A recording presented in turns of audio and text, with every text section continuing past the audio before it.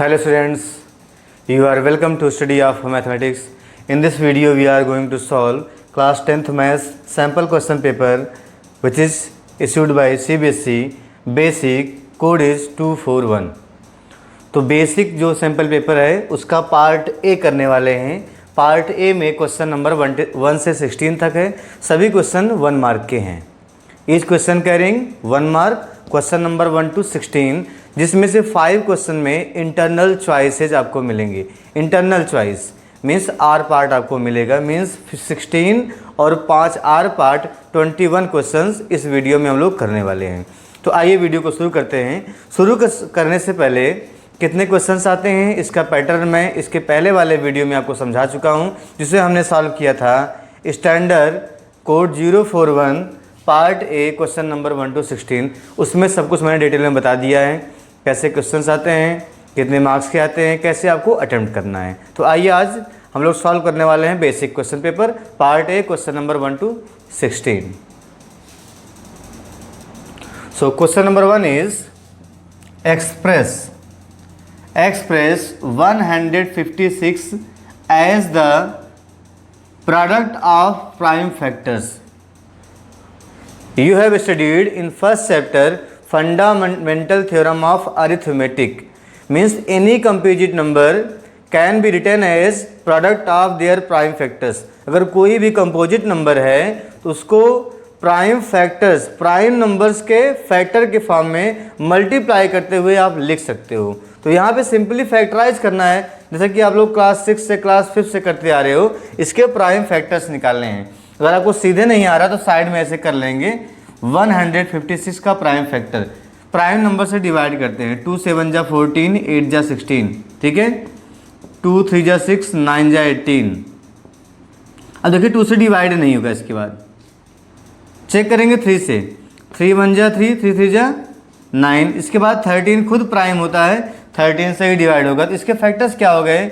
2 × 2, 3 × 13। अगर आपको लिखना है 156 इज इक्वल टू क्या हो जाएगा?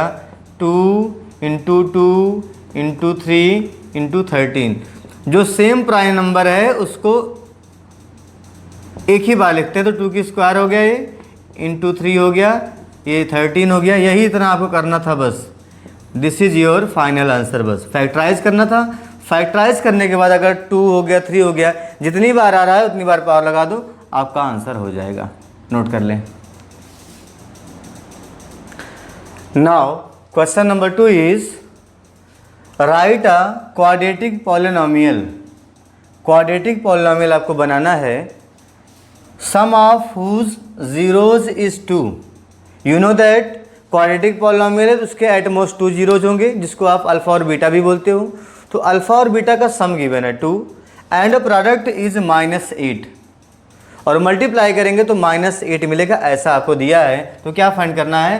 क्वाड्रेटिक पॉलिनोमियल क्या होगा फाइंड करना है, ठीक है। तो आपको पता अगर 2 जीरोज कोई भी गिवन हो उससे आप इनफाइनाइट क्वाड्रेटिक पॉलिनोमियल बना सकते हैं। कितने बना सकते हैं? इनफाइनाइट। अगर आपको सिंपली अगर फाइंड करना है सम और प्रोडक्ट गिवन हो तो पॉलिनोमियल क्या होता है? पॉलिनोमियल होता है k इंटू क्या होता है? x² minus sum of zeros. This is sum of zeros into x plus होता है प्रोडक्ट ऑफ जीरोज। ये होता है पॉलिनोमियल। अगर सम और उसका प्रोडक्ट गिवन हो तो ऐसे आप पॉलिनोमियल फाइंड कर सकते हो। Where K be any real number, के बी एनी रियल नंबर, के कोई भी रियल नंबर हो सकता है। इसने आपसे केवल एक ही पूछा है, write a quadratic polynomial where K be any real number. ये फार्मूला होता है सीधे। अब यहाँ पे रखना है, के छोड़ दो ऐसे, ठीक है। x² minus alpha plus beta x। Sum of zeros कितना है? 2 है। सम ऑफ जीरोज को ही अल्फा प्लस बीटा बोलते हैं। इसके स्थान पर 2 हो गया x and the product of zeros is -8। यहाँ पे रखेंगे -8 तो क्या बन जाएगा? प्लस, और -8 क्या बन जाएगा? -8। ये आपका पॉलिनोमियल हो गया। बट यहाँ पे ध्यान दें, यहाँ पे इनफाइनाइट पॉलिनोमियल आप बना सकते हैं। कैसे? आप k की वैल्यू रखते जाओ। के be any non zero real number, zero ना होने पाए बस। के be any non zero real number, okay. Zero के अलावा आप के की वैल्यू कुछ भी रख दोगे आपको पॉलिनोमियल मिल जाएगा। और बेटर क्या होता है हम के की वैल्यू 1 पुट कर दें, ठीक है ना। Let k is equal to 1, तो क्या मिल जाएगा x² माइनस 2x माइनस 8, ये हमारा आंसर हो गया। आप k की वैल्यू कुछ भी रख सकते हैं, जीरो ना हो बस, non zero. Is that clear? तो सिंपली हम लोग क्या करते हैं, यहाँ से k रिमूव भी करके हम लोग लिखते हैं, k को लेते ही नहीं, x² दिस, यहाँ से k हट गया, आपका आंसर देखिए यहीं पे बन गया है। तो k को जनरली हम लोग हटा देते हैं क्वेश्चन सॉल्व करने में, मतलब वहाँ पे k की वैल्यू 1 लेते हैं, ये आपका आंसर हो गया, x² minus 2x minus 8। Now question number 3, given HCF of 96 and 404 is 4, find LCM।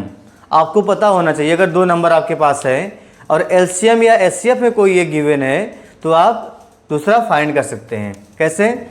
आपका ये होता है first number into second number, या अगर आप ऐसे कहें क्या होता है, A into B is equal to होता है LCM of AB into HCF of AB। Clear हुआ? अगर A और B दो नंबर हैं उसको मल्टीप्लाई कर लो, इज इक्वल टू हो जाएगा LCM of that numbers into HCF of that numbers. तो LCM पता है, LCM फाइंड करना है, HCF पता है। यहाँ पे A और B क्या है, अगर आप नेक्स्ट लाइन में लिखना चाहें तो यहाँ पे क्या है क्वेश्चन में, A की वैल्यू लिखिए 96 है, A is 96, B is 404 is equal to A और B हो गया। HCF कितना है 4, एक बार लिख लें, LCM of 96 into 4 and 404 into HCF of 96 and 404, ये फार्मूला होता है। ठीक है, अब यहाँ पे ये HCF आपको गिवन है, आपको फाइंड करना है LCM, तो क्या हो जाएगा, so LCM of 96 and 404 is equal to क्या होगा, 96 इंटू 404 अपॉन HCF, इसको इधर ट्रांसपोज करेंगे तो अपॉन में आ जाएगा HCF, और HCF की वैल्यू कितनी है, 4 है, HCF इज 4 से डिवाइड कर दें। ठीक है, 4 1 जा 4, यहाँ पे डिवाइड कर दें तो कितना हो जाएगा 101, तो क्या मिल जाएगा 101 इंटू 96, 101 इंटू 96, यही मल्टीप्लाई कर लेना है। तो 101 इंटू 6 कितना हो जाएगा 606, तो 60 बचेगा, समझ रहे हैं। 101 इंटू 9 तो 909 आएगा, 909 में 60 ऐड कर दो तो 969 हो जाएगा। तो 9696 ये हमारा आंसर होगा। आपसे LCM ही पूछा है, ठीक है, 9696। लुक हियर, इस क्वेश्चन में इंटरनल चॉइस था, आप पहला पार्ट करें या दूसरा पार्ट करें। तो जब भी आप, अगर आपको फर्स्ट पार्ट आ रहा आपने फर्स्ट पार्ट कर लिया, आपको बाय द वे नहीं आ रहा तो आपको सेकंड पार्ट करना है। तो कैसे लिखेंगे, आंसर नंबर 3 आर पार्ट, जिससे क्लियर हो जाए एग्जामिनर को कि कौन सा क्वेश्चन इन्होंने किया हुआ है। क्या लिखेंगे, क्वेश्चन नंबर 3 ये आर पार्ट। अब इसके बाद सॉल्व करिए। करना क्या है इसमें, state fundamental theorem of arithmetic, सीधे आपका थ्योरम का स्टेटमेंट ही पूछ लिया है। ठीक है, थ्योरम का स्टेटमेंट ही, तो फंडामेंटल थ्योरम ऑफ अरिथमेटिक्स और यूक्लिड्स लेमा, तो यूक्लिड्स लेमा तो रिमूव हो गया है टॉपिक, बट ये वाला आपको स्टेटमेंट याद रखना चाहिए। देखिए 1 नंबर में पूछा हुआ है। तो थ्योरम क्या है, any composite number, any composite number, composite क्या होता है पता है, 1 को छोड़ दो और सभी प्राइम नंबर को, 1 एंड प्राइम नंबर को अगर निकाल दो आप नेचुरल नंबर में से तो जो बचेगा वो कंपोजिट होता है। ठीक है, या a number which have more than 2 prime factors, ऐसा नंबर जिसके 2 से अधिक क्या हो जाएं, फैक्टर्स हो जाएं, 2 से अधिक फैक्टर्स हो जाएं, उसे बोलते हैं composite. Any composite number can be factorised, factorised बोलेंगे या एक्सप्रेस्ड, कैन बी फैक्टराइज्ड और expressed as product of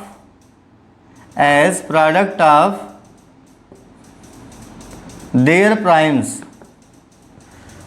product of their primes. जैसे भी हम लोगों ने क्वेश्चन नंबर 1 किया था, वो कंपोजिट नंबर था 156, उसको प्राइम फैक्टर्स के फॉर्म में लिख दिए थे, वही है यहाँ पे।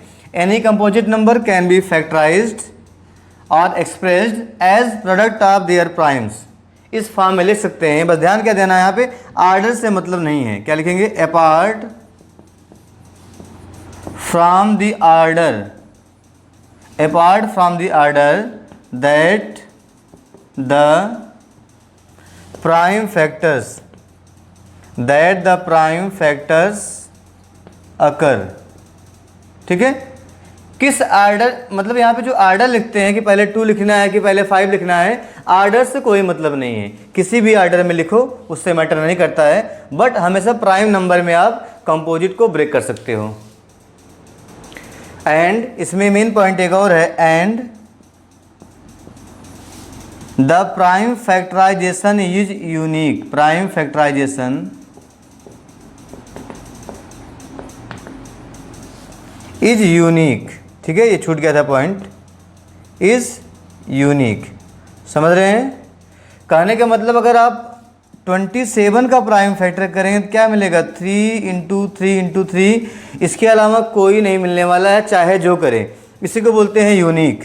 क्या बोलते हैं, यूनिक। मीन्स कोई भी कंपोजिट नंबर है तो उसके जो प्राइम फैक्टर्स बनेंगे वो हमेशा फिक्स होंगे, अलग अलग नहीं कि किसी का अलग अलग आंसर आएगा, आंसर सेम आएगा, उसी को बोलते हैं यूनिक। और जो यहाँ पे लिखा है apart from the order that the prime factors occur, यहाँ पे आर्डर का ध्यान नहीं देना है।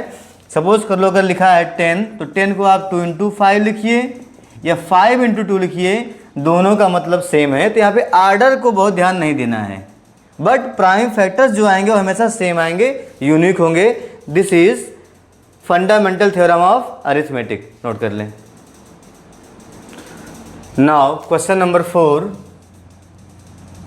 4 is on comparing the ratios of coefficients, find out whether the pair of equations, these pair of equations is consistent और इनकंसिस्टेंट। बताना है जो पेयर है यहाँ पे, linear pair, linear equation in 2 variables, ये कंसिस्टेंट है क्या इनकंसिस्टेंट।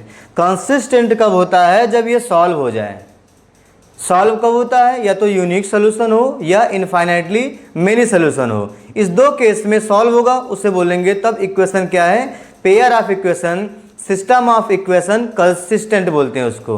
कंसिस्टेंट अगर सॉल्व नहीं हो रहा है, if no solution, if parallel line, तो बोलते हैं system of equation is inconsistent.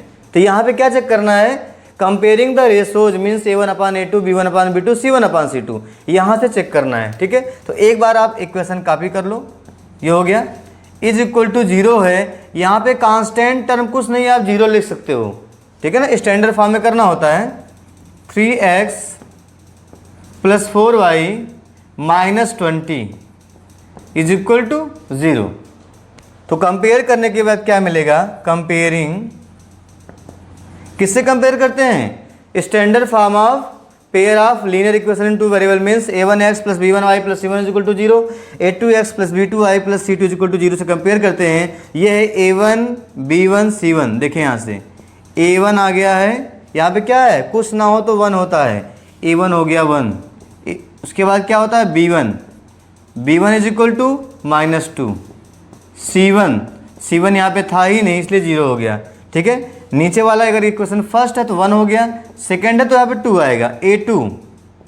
A2 कितना देखिए यहाँ पे 3 है, B2 4 एंड C2 = -20, C2 = -20। हमें A1 B1 C1 मिल गया है। हम निकालते क्या हैं, A1/A2 निकालते हैं, B1/B2 निकालते हैं, C1/C2 निकालते हैं। तो करते क्या है, फिर चेक करते हैं अगर दोनों ये इक्वल आ गया, फिर ये वाला भी चेक करते हैं, ये भी इक्वल आ गया तो होता है इनफाइनाइटली मेनी सोल्यूशन, और ये होता है कंसिस्टेंट। फिर अगर ये दो इक्वल हुआ, ये इक्वल नहीं हुआ, तब यहाँ होता है नो सोल्यूशन, इनकंसिस्टेंट। उसके बाद अगर यहीं पे नॉट इक्वल हो गया तो ये वाला हम चेक ही नहीं करते हैं। अगर फर्स्ट 2 में ही नॉट इक्वल आ गया, यूनिक सोल्यूशन, कंसिस्टेंट। आइए यहाँ पे चेक करते हैं A1/A2 क्या होगा।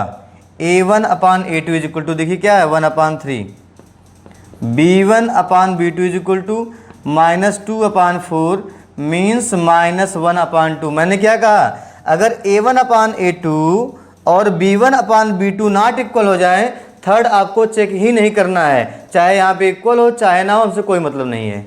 क्या मिल गया यहाँ से? दिस इम्प्लाइज हमको ये मिल गया है A1 upon A2 is not equal to B1 upon B2। Not equal to मतलब होता है यूनिक सोल्यूशन, यूनिक सोल्यूशन का मतलब होता है कंसिस्टेंट। आंसर क्या हो जाएगा? कंसिस्टेंट। ठीक है ना। दिस इम्प्लाइज जो सिस्टम ऑफ इक्वेशन है ये कंसिस्टेंट है, नोट कर लें। Now question number 5 is if A and B are co-primes, if A and B are co-primes then find HCF of A and B। बहुत सिंपल सा question आपसे पूछ लिया है और आपको पता होता है if HCF of A and B is 1 then A and B are co-primes, तभी co-primes होते हैं। तो उल्टा आपसे पूछ लिया है, मीन्स अगर A और B co-prime हैं तो इसमें केवल 1 ही कॉमन फैक्टर मिलेगा दोनों में। A में कुछ फैक्टर्स लिखोगे ऐसे बहुत सारे आएंगे, B में भी फैक्टर्स आएंगे, बहुत से फैक्टर्स आएंगे, बट केवल 1 ही दोनों में कॉमन मिलेगा। यही डिफिनीशन होती है को-प्राइम्स की। ठीक है। If two numbers have only this one as common factor then that numbers are coprimes. इसका मतलब दोनों में केवल 1 कॉमन मिलेगा। और HCF का मतलब क्या होता है? Highest common factor. केवल एक ही नंबर कॉमन ही मिलेगा, वही क्या हाईएस्ट हो जाएगा। तो हाईएस्ट कॉमन फैक्टर क्या हो गया? 1। तो इसका आंसर हो जाएगा HCF of AB। HCF of AB is equal to 1। सीधे आपको इतना ही लिखना है और कुछ नहीं लिखना है, 1 होता है। कोई भी दो नंबर अगर को प्राइम है उसका HCF हमेशा 1 आएगा। Now question number 6 is find the area of the sector of a circle. Circle का कोई सेक्टर गिवन है, उसका एरिया फाइंड करना है। वह सेंटर ये O है, ठीक है, सर्कल है विद रेडियस 6 सेंटीमीटर। इसका रेडियस गिवन है 6 centimetre. R is equal to 6 centimetre. Figure is not important, ठीक है।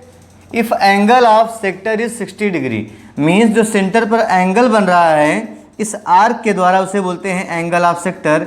और ये गिवन है 60 डिग्री, मीन्स थीटा कितना है? 60। तो सीधे फार्मूला होता है एरिया ऑफ सेक्टर का,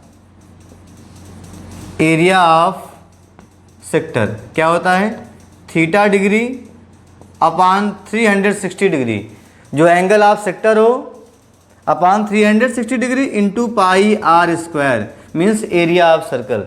देखिए एरिया ऑफ सर्कल का एक पार्ट है, ये कितना पार्ट है? 60 अपान 360 पार्ट है। तो ये फार्मूला हमारा बन जाता है, ठीक है। यूज़ करना है पाई 22 अपान 7 रख दें यहाँ पर, 60 अपान 360 22 अपान 7। रेडियस कितना गिवन है? रेडियस इज 6 इंटू 6, यही सॉल्व करना है, ठीक है। देखिए यहाँ से 6 इंटू 6 कितना होता है? 36 से यहाँ पे कट जाएगा 10 आएगा, ठीक है। 10 से ये 0 कट जाएगा, केवल मल्टीप्लाई कर लेना है। 22 इंटू 6, 6 2 जा 12, 6 2 जा 12 प्लस 1 13, तो हो जाएगा 132 centimetre square. 132 centimetre square. 1 minute. देखें यहाँ पे 7 से डिवाइड भी करना है, तो यहाँ पे 7 से डिवाइड कर लेते हैं, ठीक है। 7 1 जा 7 आएगा यहाँ पर 6 62, तो 7 8 जा 56 आएगा 660, 7 8 जा 56 फिर आएगा 4, 7 5 जा, ये होगा सेंटीमीटर स्क्वायर। तो सब यहाँ पे ध्यान देना पड़ता है, यहाँ पे मिस्टेक हो जाता, तो आपको आंसर यहाँ पे रखिए या डेसिमल में भी आप कन्वर्ट कर सकते हैं। Now look here, question number 6 में भी इंटरनल चॉइस है। इसका आर पार्ट देखते हैं क्या है। Question is a horse tied to a pole with 28 metre long rope. एक घोड़ा है जो कि एक पोल से बांधा हुआ है, ठीक है, ये पोल है सपोज कर लो, और रेडियस क्या है? लॉन्ग रोप, रस्सी है 28 मीटर लॉन्ग, ये है 28 मीटर, यहाँ पर कहीं इसे इस तरह से है, ठीक है ना, ये ऐसे है। तो find the perimeter of the field where the horse can graze. Horse जो है घास कितने जिस एरिया में चल रहा है उस एरिया का पेरीमीटर बताना है, उस रीजन का पेरीमीटर। तो आपको पता अगर ये पोल से बंधा हुआ है, ये हॉर्स ऐसे पूरा घूम के खा सकता है, ठीक है, मीन्स ये क्या बन गया, ये सर्कल बन जाएगा। अगर ये पोल में बंधा था यहाँ पर 28 मीटर ये रेडियस है, ये पोल है, तो क्या बन गया, सर्कल। तो इसका पेरीमीटर पूछ रहा है, मीन्स सर्कुलर रीजन का पेरीमीटर आपसे पूछ रहा है, यही क्वेश्चन था। ठीक है ना। तो 6 में क्या हो जाएगा, पेरीमीटर ऑफ सर्कुलर रीजन। ठीक है, सर्कल में ही घूमेगा वो, तो पेरीमीटर होता क्या है, 2 pi r. 2 pi is given here 22/7 radius, radius is 28 metre. जो रस्सी है ये रेडियस का काम कर रही है, 28 मीटर, तो पेरीमीटर मीटर में आ जाएगा। ठीक है, 7 4 जा 28, ये हो जाएगा 44 × 4। ठीक है, ये हो गया 44 × 4, मल्टीप्लाई कर लें, 4 4 जा 16, ये आ जाएगा 176 मीटर। ये हमसे पूछा गया था, 176 metre. Now question number 7, in the given figure, see the figure DE parallel BC, angle ADE is equal to 70 degree. This angle ADE 70 degree, angle BAC 50 degree, BAC 50 degree. Then find angle BCA। BCA आपको ये angle find करना है। अब देखिए यहाँ पे solve करते हैं इसको। अगर ये दोनों पैरेलल है, इसका मतलब अगर ये 70 है, ये वाला एंगल भी 70 होगा। सिंपल सी बात है, क्या बन जाएगा, ये पैरेलल लाइन है तो करस्पॉन्डिंग एंगल, तो ये भी 70 हो गया। ये 70 है, ये 50, इसको आप निकाल सकते हो एंगल सम प्रॉपर्टी से। बहुत सिंपल सा क्वेश्चन है। क्लियर हुआ, आपसे क्या पूछा है, BCA, यहाँ से आप निकाल सकते हो। देखिए लिखेंगे angle ABC, angle ABC is equal to angle ADE। क्यों होगा, करेस्पॉन्डिंग एंगल। ठीक है, करेस्पॉन्डिंग एंगल्स कैसे हैं, बिकॉज DE और BC पैरेलल गिवन है। DE पैरेलल BC, ये ट्रांसवर्सल है तो 70 है, तो ये भी 70 हो जाएगा। करेस्पॉन्डिंग एंगल 70, यहाँ से क्या हो जाएगा, this implies angle ABC is equal to 70 degree. Angle ABC 70 आ गया, angle A 50, angle B 70, angle से निकाल सकते हो यूजिंग एंगल सम प्रॉपर्टी। लिखेंगे so in triangle ABC, in triangle ABC angle A plus angle B plus angle C is equal to 180 degree. Angle sum property of triangle, angle A है 50 degree, angle B 70 degree plus C is equal to 180 degree. ठीक है, तो angle C कितना हो जाएगा, 180 minus, दोनों add करो minus करो, 120 आ जाएगा। तो एंगल C मीन्स क्या है, एंगल C मीन्स है BCA। Angle BCA is equal to 60 degree. BCA is equal to 60 degree. मैंने यहाँ पे सिमिलरिटी क्राइटेरिया यूज भी नहीं किया है। वैसे ट्रायंगल ADE और ABC दोनों सिमिलर होते हैं, वहाँ से भी आ जाएगा। ये 70, ये 50, 60 बनेगा। अगर ये 60 है तो C भी 60 हो जाएगा। चाहे वहाँ से कर ले या सिंपली पैरेलल लाइन और ट्रांसवर्सल से भी कर सकते हैं। तुम्हारा आंसर कितना आ गया है, 60 degree.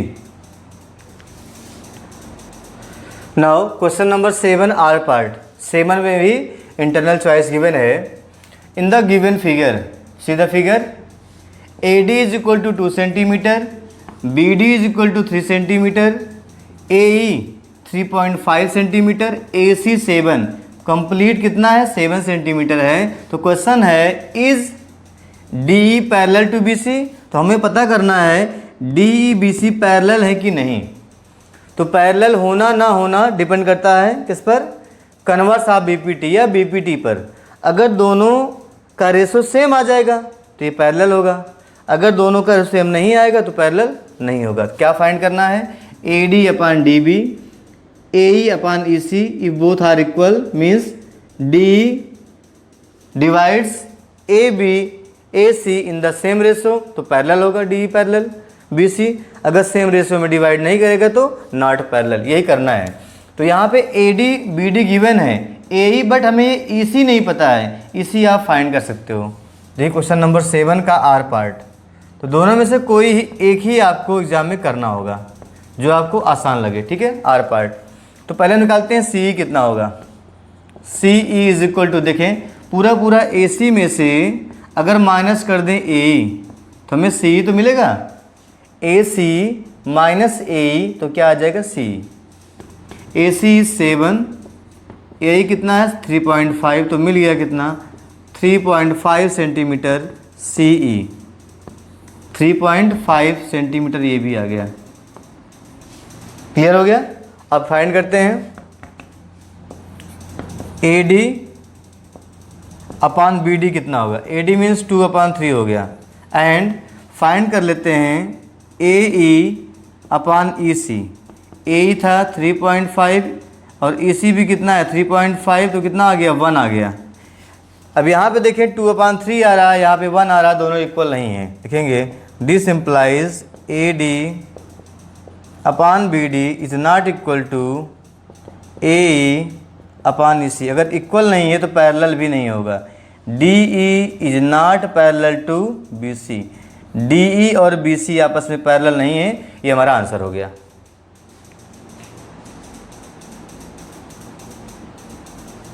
Now question number 8 is the cost of fencing a circular field. Circular field है, उसका घेराव करना है, बाउंड्री बनाना है। एट द रेट ऑफ ₹24 पर मीटर। ₹24 पर मीटर मीन्स इस तरह से आपको किनारे किनारे चलना है। अगर यहाँ पे होता मीटर स्क्वायर तो आपको आइडिया लगता कि एरिया आपसे पूछ रहा है, बट यहाँ पे क्या पूछा है फेंस मीन्स घेराव करना, तो हमेशा बाउंड्री को हम लोग घेरते हैं और बाउंड्री को ही बोलते हैं पेरीमीटर। क्लियर हो गया, या सरकमफ्रेंस बोलते हैं। रेट कितना है 24 रुपीज़ पर मीटर मीन्स जिस चीज़ से भी इसको घेर रहे हैं, फेंस कर रहे हैं, अगर आप उसको यूज़ कर रहे हैं 1 मीटर, समझ लो कोई वायर है, वायर से ही घेर रहे हैं, तो 1 मीटर के लिए 24 रुपीज़ लग रहा है। 24 rupees that person have to pay. अगर तो उसने टोटल जो पे किया था, टोटल पे किया है 280 रुपीज़। तो क्वेश्चन आपसे पूछा है कितना मीटर में ये पूरा पूरा उसको फेंस किया गया है। आप निकाल सकते हो। 24 रुपीज़ है तो 1 मीटर है, तो निकालेंगे 1 रुपीज़ तो क्या आ जाएगा 1/24। इतने रुपीज़ का मल्टीप्लाई करते हो तो आप निकाल लोगे कि पूरा पूरा कितना मीटर यूज हुआ है फेंस में, फेंसिंग में। ठीक है, आने के बाद आप निकाल सकते हो रेडियस। क्वेश्चन पूछा है find the radius of the field. Field कैसा है सर्कुलर, इसका रेडियस फाइंड करना होगा और सरकमफ्रेंस होता है 2πr। देखिए इसे सॉल्व करते हैं हम लोग। ऐसे क्वेश्चन आप क्वेश्चन 8th और 9th में भी पढ़ चुके हो। क्वेश्चन नंबर 8, तो यहाँ पे देखें, लिखेंगे fencing a circular field. Fencing a circular field, इसका मतलब होता है that is fencing the circumference of this circle. इसका मतलब यही हुआ कि सर्कमफ्रेंस को फेंस करना है, और सर्कमफ्रेंस होता क्या है 2πr, चाहे तो यहीं ब्रैकेट में लिख दो। इसी को फेंस करना है, इसी को घेरना है। तो देखें यहाँ पर तो क्वेश्चन में क्या गिवन है, जब भी निकालना हो कितना मीटर यूज हुआ। देखें यहाँ पर कास्ट गिवन है, कास्ट कितना है, कास्ट है ₹24 पर मीटर। ठीक है, रेट कास्ट नहीं क्या रेट है, रेट ऑफ फेंसिंग है ₹24 पर मीटर, रेट गिवन है। उसके बाद आपको गिवन है अमाउंट या कास्ट, टोटल कास्ट गिवन है ₹5280। अगर ऐसा गिवन हो तो आप मीटर निकाल सकते हैं। मीटर मीन्स यहाँ पे क्या निकालेंगे सर्कमफ्रेंस क्या आ जाएगा, लिखेंगे सो सर्कमफ्रेंस मतलब क्या होता है कैपिटल सी, मतलब होता है 2πr। 2πr कितना आ जाएगा, ये होता है कास्ट अपॉन रेट। क्या होता है कास्ट अपॉन रेट। ऐसे अगर यहाँ पे मीटर स्क्वायर होता, ठीक है, तो क्या होता कास्ट अपॉन रेट, यहाँ पे एरिया आ जाता, एरिया। तो कास्ट कितना है, cost is 5280 and rate is 24. This implies 2 pi r, pi की वैल्यू इसमें गिवन नहीं है, ठीक है। देखते हैं तो 22/7 कर दे रहा हूँ अभी। आर तो फाइंड ही करना है, find the radius of the field. 24 से डिविजिबल है ये, चेक कर लें एक बार। 24 1 जा 24, 2 जा 48 आएगा 4, फिर 2 जा 48, 220 आ जाएगा। यहाँ पे मिल जाएगा 220। तो देखिए 22 से ये कट जाएगा, 10 आ जाएगा। ओके, दिस इम्प्लाइज आर की वैल्यू क्या होगी, आर इज इक्वल टू हो जाएगा 7 से मल्टीप्लाई 2 से डिवाइड, 2 5 जा 10 एंड 5 इंटू 7 35, सब मीटर में था तो मीटर आ गया। रेडियस इज 35 मीटर, ये हमारा आंसर हो गया। Is that clear? तो जब भी आपको पेरीमीटर निकालना हो तो total cast upon rate, area निकालना हो तब भी टोटल कास्ट अपॉन रेट, तो एरिया और पेरीमीटर आप फाइंड कर सकते हो। और इसके हेल्प से यहाँ पे क्या है, सर्कुलर फील्ड है, मीन्स सरकमफ्रेंस को फेंस करेंगे। सरकमफ्रेंस होता है 2 पाई आर, 2 पाई आर रख दिए, पाई की वैल्यू पुट कर दिए, आर की वैल्यू आ गई है 35 metre. Now question number 9 is a tree breaks due to storm and the broken part bend so that the top of the tree touches the ground. क्या बोल रहे हैं, कोई एक ट्री था, तो हम लोग अच्छा सा ट्री बनाते हैं, ठीक है। सपोज कर लो ये ट्री है, ये स्टार के कारण यहाँ से टूट गया, टूटने के बाद ऐसे नीचे ग्राउंड में गिर जाएगा ये, और ग्राउंड को ये टच कर रहा है ये, ठीक है। तो ऐसे केस में जब क्वेश्चन में गिवन ना हो तो ट्री को वर्टिकल ही सपोज करते हैं। ऐसा नहीं कि ट्री आप ऐसे बना दो, ऐसे बना दो, ट्री को वर्टिकल ही सपोज करते हैं। आपको दिख रहा होगा नीचे, ओके, ये ग्राउंड पे टच कर रहा है, यहाँ से मैं दिखा दे रहा हूँ, ठीक है। ये हो गया, यहाँ से ब्रेक हो गया, मीन्स ट्री पूरा था A to C था, बट इस पॉइंट से ब्रेक हो गया B पॉइंट से, तो C यहाँ आके गिर गया, सपोज कर लो C डैश बन गया गिरने के बाद। क्लियर हो गया फिगर?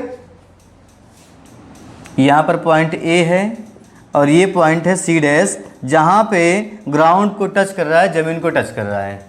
ये अभी तक की कहानी हुई। फिर बोल रहे हैं where it makes an angle 30 degree, जहाँ ग्राउंड पे टच कर रहा है वहाँ पर 30 डिग्री बना रहा है। दूसरी बात दे दी, कितना, 30 डिग्री। फिर क्या बोल रहे हैं, the distance between the foot of the tree, tree का फूट जहाँ से ट्री लगा हुआ है ग्राउंड से, to the point it touches the ground is 8 metre. Tree के फूट से जहाँ पे टूटने के बाद टच कर रहा है ये लेंथ है 8 मीटर। कितना है, ये वाली लेंथ आपको गिवन है 8 मीटर, जो नीचे लिखा है, ठीक है ना। 1 मिनट, नाउ लुक, तो आपको दिख रहा होगा ये वाली लेंथ कितनी है, 8 मीटर है, ओके। तो क्या करना है, find the height of the tree from where it broken, it is broken, जहाँ से टूटा है वहाँ तक की हाइट बताइए। Find the height of the tree from where it is broken, tree की हाइट बताइए जहाँ से ट्री टूट के गिर गया। मीन्स आपसे ए बी पूछ रहा है, यही ए बी आपसे पूछ रहा है, तो आप आंसर करेंगे इसको। देखिए 1 नंबर का क्वेश्चन है, इसके बहुत आपको डीपली नहीं जाना है, शॉर्ट फॉर्म में करना है। तो लिखेंगे यहाँ पर पहली बात तो in the figure according to question, according to question लिख देंगे सीधे, फिगर इज ड्रॉन, जैसा क्वेश्चन में बोला गया है वैसा ही फिगर हम लोगों ने बना दिया है, जिसमें दिखा दीजिए AC क्या है, ट्री है, बस AC क्या है, ट्री है, बाकी समझ जाएंगे। पॉइंट B से टूट गया है, तो निकालना क्या है इसमें, AB निकालना है। देखिए ये 30 है, ये 8 है, मीन्स अगर ये एंगल 30 है, सामने वाला परपेंडिकुलर होगा, AB हो गया परपेंडिकुलर, ये क्या हो जाएगा बेस, सामने क्या होता है हाइपोटेनस। हमें बेस पता है, परपेंडिकुलर निकालना है, तो tan का यूज करते हैं, मीन्स tan 30 लगाएंगे। लिखेंगे in right triangle, in right triangle ABC dash, ABC dash क्या होगा, tan 30, tan 30 is equal to हो जाएगा AB upon AC dash, AB upon AC dash, AB upon AC dash की वैल्यू है 8 मीटर। सॉल्व कर लें, tan 30 means 1/√3 is equal to AB/8। Cross multiply करेंगे, 8 से यहाँ मल्टीप्लाई हो जाएगा तो AB की वैल्यू आ जाएगी, AB इज इक्वल टू आ जाएगा 8/√3। ठीक है, 8/√3 परपेंडिकुलर अपॉन बेस यहाँ पे अप्लाई किए, tan 30 हो गया। तो चाहे इसको रेशनलाइज कर लें तो √3 से ऊपर नीचे मल्टीप्लाई कर देंगे तो ऊपर बन जाएगा 8√3/3। ये आपका आंसर हो जाएगा मीटर। मीन्स इतनी हाइट पे ट्री जो है ब्रेक हुआ है। Now question number 10 is if the perimeter and area of the circle, perimeter and area of the circle are numerically equal. वैसे कभी भी पेरीमीटर और एरिया इक्वल नहीं हो सकता है, ठीक है, दोनों अलग अलग चीज़ें हैं।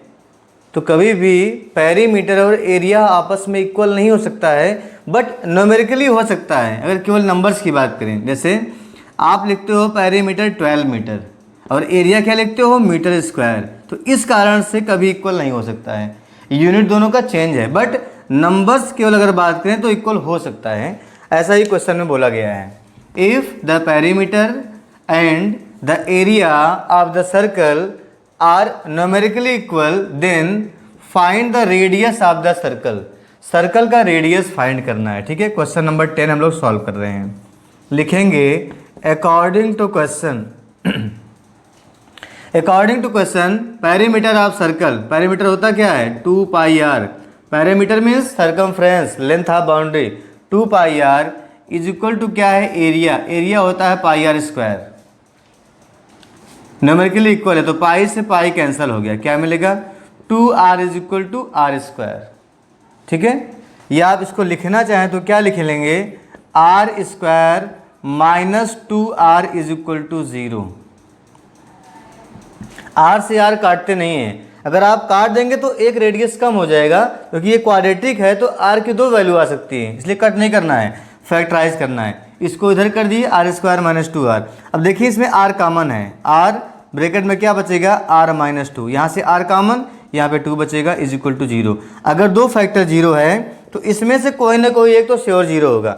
आपको पता है रेडियस तो 0 होगा नहीं, क्यों, अगर रेडियस 0 हो गया तो सर्कल पॉइंट बन जाएगा।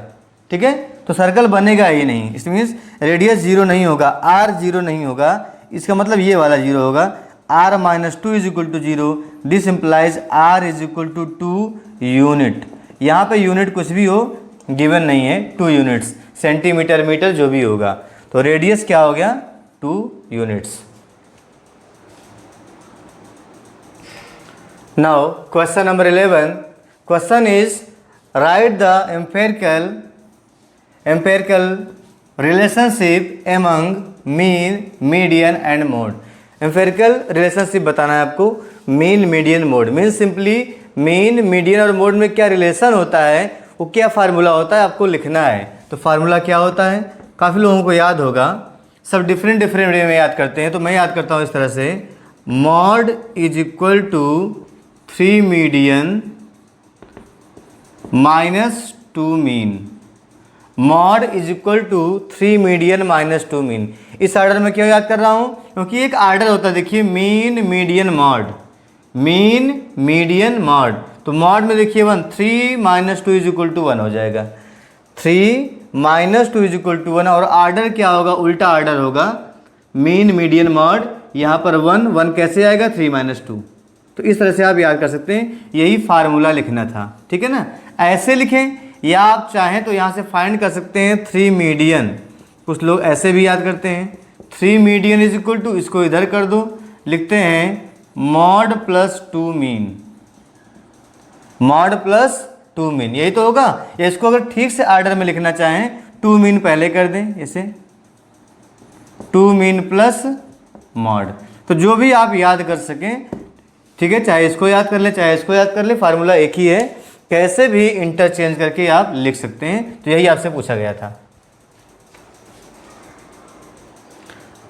नाउ क्वेश्चन नंबर 12 क्वेश्चन है, कंस्ट्रक्शन चैप्टर से है। ठीक है, to divide a line segment BC internally in the ratio 3:5. We draw a ray BX such that angle CBX is an acute angle. Means जब हम लोग लाइन सेगमेंट को किसी रेशियो में डिवाइड करते हैं, जैसे क्वेश्चन में क्या बोला है कि डिवाइड करना हो 3:5 में और लाइन सेगमेंट हो BC, तो डिवाइड कैसे करते हैं एक बार आप ध्यान में दे लें। आप क्या करते हैं, यहाँ से चाहे ऊपर चाहे नीचे, क्वेश्चन में क्या बोला है BX, एक आप रे ड्रा करते हैं ऐसे, क्या बोलते हैं उसको, BX बोलते हैं रे। और कैसा एंगल बनता है यहाँ पर, एक्यूट एंगल बनता है। वही लिखा है CBX is an acute angle, ये आपको आता है। ऐसे आप ड्रा करते हैं। तो क्वेश्चन आपसे पूछ रहा है what will be the minimum number of points to be located at equal distances on BX। BX पे आप कितने पॉइंट शो करते हो अगर 3:5 में फाइंड करना है, तो आपका आंसर क्या होता है, आप बोलते हो रेशो का सम कितना करते हो, सम मीन्स 3 + 5 8 इक्वल पार्ट्स करते हैं। कितने करते हैं, 8 इक्वल पार्ट्स, मीन्स यहाँ पे 8 पॉइंट दिखाते हैं। क्लियर हो गया। अगर जितना रेशो गिवन हो उसका सम कर लो, उतना इक्वल पार्ट यहाँ से करते हैं। देखिए 1 2 3 4 5 6 7 8, और नेमिंग क्या बोलते हैं, B1 B2 B3 B4 B5 B6 B7 B8 ऐसे बोलते हैं। रेशो कैसे फाइंड करते हैं, एंड पॉइंट को पहले एंड पॉइंट से ज्वाइन कर देते हैं, फिर क्या फाइंड करना है 3:4।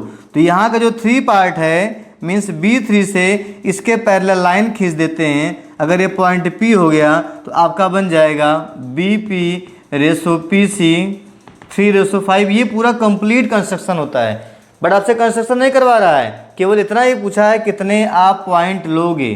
तो 1 2 3 4 5 6 7 8 पॉइंट लेंगे, जिससे 8 इक्वल पार्ट्स बन जाए। तो हमारा आंसर क्या होगा, आंसर हमारा हो जाएगा 8 पॉइंट्स। कितने लेंगे हम, 8 पॉइंट्स। यही आपसे पूछा है आप कितने पॉइंट BX पर लोगे जिससे ये इंटरनली 3:5 में डिवाइड हो जाए। तो कंस्ट्रक्शन का एक सिंपल सा पॉइंट आपसे पूछा है कि 8 पार्ट करते हैं जब भी लाइन सेगमेंट को डिवाइड करना हो, एक रे के हेल्प से। 2 रे के हेल्प से भी हम लोग डिवाइड करते हैं, बट सिंगल रे यहाँ पे बोला है BX। ठीक है, तो कितने होंगे 3 + 5 8, सीधे आपको आंसर देना था 8 points. Now question number 13 is for what value of P, for what value of P does the pair of equations has unique solution. इसका यूनिक सोल्यूशन कब होगा, अगर यूनिक सोल्यूशन है तो P की वैल्यू फाइंड करना है। ठीक है, तो देखें इक्वेशंस क्या है, इक्वेशंस है 4x + py + 8 = 0, फर्स्ट इक्वेशन है। And second is 2x + 2y + 2 = 0, ये सेकेंड इक्वेशन है। फाइंड करना है यूनिक सोल्यूशन, तो पहले a1 a2 क्या है चेक कर लेते हैं। a1 a2 b1 b2 and c1 c2 क्या आ रहा है। ठीक है, a1 मीन्स होता है a1 b1 c1, a1 4 b1 p और c1 है 8, c1 इज 8। ऐसे a2 कितना है 2, b2 भी 2 है और c2 भी कितना है 2 है। ये हो गया यूनिक सोल्यूशन। क्या बोला है, सिंस यहाँ पे क्या है यूनिक सोल्यूशन, अगर यहाँ पे यूनिक सोल्यूशन है इसका मतलब होता है दिस इम्प्लाइज, अगर यूनिक सोल्यूशन तो क्या होता है a1/a2 is not equal to b1/b2। ये कंडीशन होती है फॉर यूनिक सोल्यूशन या इंटरसेक्टिंग लाइन्स हो। थर्ड से हमें कोई मतलब ही नहीं होता है, c1/c2 इक्वल है या नहीं, इससे कोई मतलब नहीं है। ठीक है, ये होता है a1/a2 is not equal to b1/b2। यहीं पे रखना है और P की वैल्यू फाइंड करना है। a1/a2 मतलब हो गया 4/2 इज इक्वल टू b1 है P, b2 कितना है 2, 2 से 2 कैंसिल हो गया, यहाँ पे नॉट इक्वल है, तो क्या मिला P is not equal to 4, हमारा आंसर हो गया। ऐसे लिखें। आपसे क्या पूछा है, फॉर व्हाट वैल्यू, यहाँ पे वैल्यूज भी कर सकते हैं। For what values of P means कह रहा है P अगर 4 ना हो, 4 के अलावा कोई भी नंबर हो, तब क्या होगा यूनिक सोल्यूशन होगा। तो आप आंसर बेटर तरीका आपका ये होगा, क्या लिखेंगे, P can take any real values या P be any real number except 4 कर सकते हैं, P be any real number except 4 तो ज़्यादा बेटर होगा, ठीक है। या P can take any real number, P be any real number, P be any real number, ध्यान रहे एक्सेप्ट 4, केवल आप 4 को छोड़ करके p की वैल्यू कुछ भी हो सकती है, ये आपका आंसर होगा। 4 को छोड़ करके क्या बोला है, p is not equal to 4। उसके बाद आप p चाहे 3 रखो, 0 रखो, -1 रखो, √2 रखो, रियल नंबर रखो, तो हमेशा यूनिक सोल्यूशन मिलेगा। तो ये आपका कंप्लीट आंसर ये वाला है, ठीक है ना, ये आपका कंप्लीट आंसर हो गया, ये नोट कर लें। नाउ क्वेश्चन नंबर 13 और पार्ट, क्वेश्चन नंबर 13 में भी इंटरनल चॉइस गिवन है, तो इसका आर पार्ट क्या देखते हैं। What type of straight lines will be represented by the system of equation by the pair of equations this. It means जो पेयर ऑफ इक्वेशन गिवन है, इससे किस टाइप के स्ट्रेट लाइंस रिप्रेजेंट होंगे, means graph पे कैसा बनेगा। तो ग्राफ पे कैसे बनती है, अगर पेयर ऑफ स्ट्रेट लाइंस की बात करें, या तो इंटरसेक्टिंग होगी, या तो पैरेलल होगी, या तो कॉन्सिडेंट होगी, एक के ऊपर एक होगी, 3 कंडीशन होती है। तो तीनों में से कौन सा है आपको बताना है, ठीक है। ये आपको एक क्वेश्चन यहाँ पे गिवन है, तो सॉल्व करते हैं इसका आर पार्ट, 13 का आर पार्ट। दोनों में से कोई एक ही आपको एग्जाम में करना होता है, तो मैं यहीं से ले रहा हूँ उसको। ये इक्वेशन हो गया फर्स्ट, ठीक है, ये इक्वेशन हो गया सेकेंड। तो पहले क्या करना है, a1 a2 b1 b2 निकालना है, a1 a2 b1 b2 and c1 c2। क्या होगा इसको फाइंड कर लेते हैं जल्दी से। देखिए यहाँ पर ये a1, अब इसको अगर आप इम्प्रूव करें, इसको स्टैंडर्ड फॉर्म में लाएं, तो -5 इज इक्वल टू 0 हो जाएगा, -5 इज इक्वल टू 0, ठीक है। इसको इधर कर दें, -7 इज इक्वल टू 0, ये स्टैंडर्ड फॉर्म में हो गया। a1 b1 c1, तो a1 हो गया 2, b1 हो गया 3, c1 हो गया -5, ऐसे ही a2 हो गया 4, b2 हो गया 6 और c2 हो गया -7, ठीक है। a1 b1 c1, a2 b2 c2 आ गया है। अब फाइंड करते हैं a1 upon a2, b1 upon b2 and c1 upon c2। तो देखिए यहाँ से a1 अपान a2 2 अपान 4 कितना मिल गया हमको, 1 अपान 2। फाइंड करते हैं b1 अपान b2 मीन्स 3 अपान 6, तो कितना मिल गया, 1 अपान 2। और लास्ट है थर्ड फाइंड करते हैं c1 अपान c2, तो ये -5 है अपान -7, तो 5 अपान 7। यहाँ से क्या ऑब्जर्व करते हैं, ये दोनों तो इक्वल हैं बट थर्ड के इक्वल नहीं है, तो क्या लिखेंगे, दिस इम्प्लाइज या since so a1 upon a2 is equal to b1 upon b2 but not equal to c1 upon c2। ये कौन सा केस होता है, ये केस होता है जिसमें इक्वेशन सॉल्व ही नहीं होता है, मीन्स पैरेलल लाइंस। क्या होता है, parallel lines, no solution parallel lines. तो क्या हो जाएगा, दिस इम्प्लाइज क्या मिलेगा answer, pair of parallel lines. ये आपको बताना था आंसर क्या होगा, तो क्या बताएंगे इसमें, पैरेलल होगा, straight lines will be represented by parallel lines, ये आपका आंसर हो गया।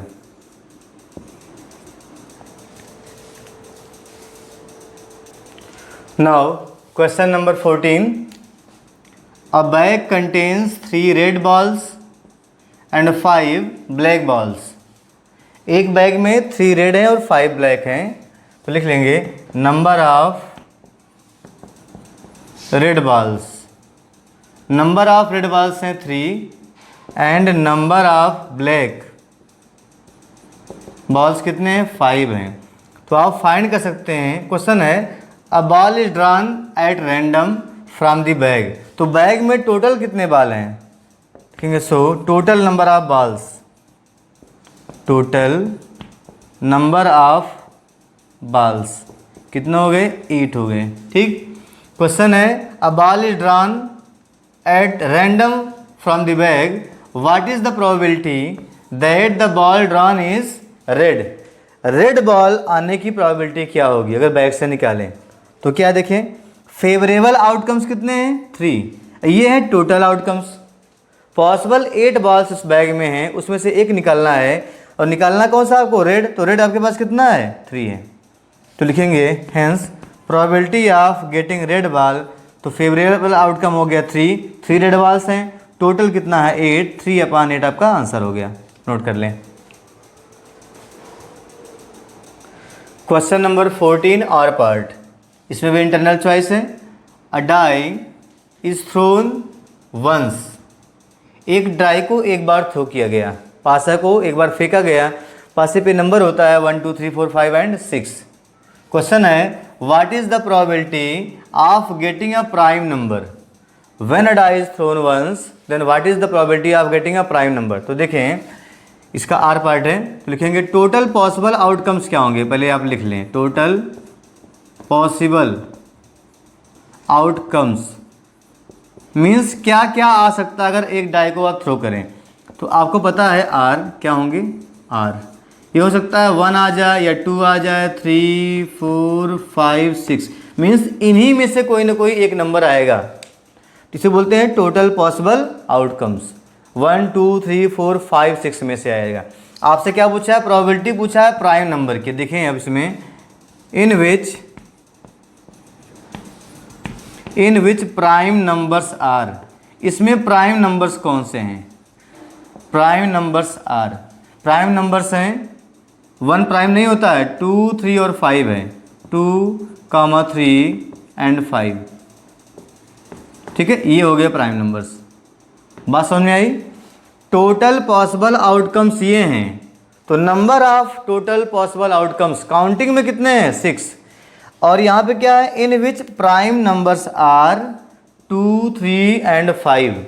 प्राइम नंबर्स मीन्स ये हो गया फेवरेबल आउटकम, तो लिखेंगे इसका मतलब क्या हो गया, so number of total outcomes, number of means counting, ये तो आउटकम्स लिखे गए हैं, अब काउंटिंग से मतलब होता है प्रोबेबिलिटी में, number of total outcomes, number of total outcomes है 6, ठीक है ना ऐसे। फिर लिखेंगे आप नंबर ऑफ फेवरेबल आउटकम्स, आपको क्या चाहिए था, नंबर ऑफ फेवरेबल आउटकम्स, ये कितने हैं 3 है, काउंट कर लो 1 2 3 है। तो प्रोबेबिलिटी क्या हो जाएगी, hence probability of getting prime number, ठीक है, probability of getting prime number लिख लेंगे पूरा, ये हो जाएगा 3/6 1/2। तो मैंने पूरा डिस्क्राइब करके बता दिया, या आप 2 ही लाइन में इसको कर सकते थे, टोटल आउटकम 6, फेवरेबल आउटकम 3, और आंसर हो जाएगा 3/6 मीन्स 1/2 आपका आंसर हो गया। नोट कर लें।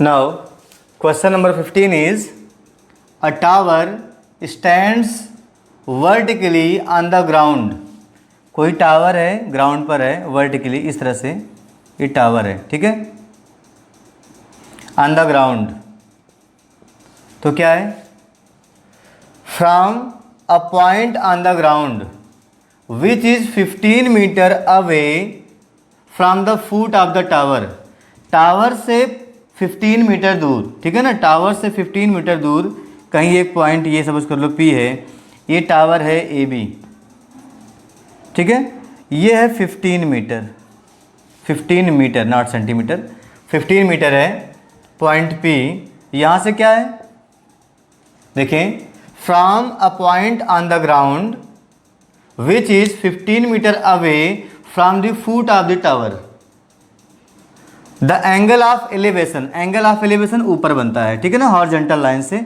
ऊपर जाएंगे, तो angle of elevation of the top of the tower is found to be 60 degree, यहाँ से जो एंगल एलिवेशन बन रहा है टावर के टॉप को जो बन रहा है एंगल, ये एंगल है 60 डिग्री। तो क्वेश्चन क्या है, find the height of the tower, tower की हाइट बताइए, ये आपसे पूछ रहा है क्वेश्चन में, ठीक है। लिखेंगे according to question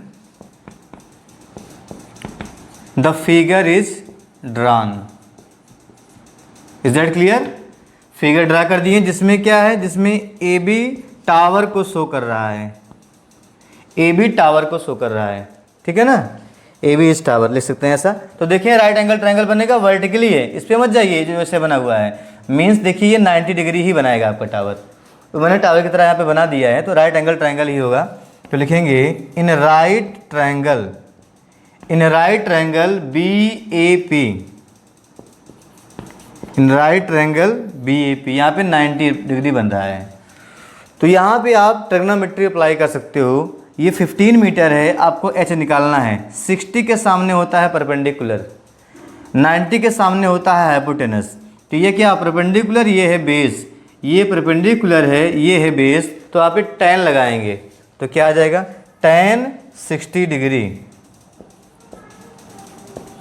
tan 60 degree is equal to होता है परपेंडिकुलर, यहाँ पे S ले लिए हैं, अपान बेस हो गया है 15। ओके, tan 60 की वैल्यू होती है √3 is equal to H upon 15। Cross multiply कर लो तो यहाँ से आपको मिलेगा H equal to 15 into √3 metre.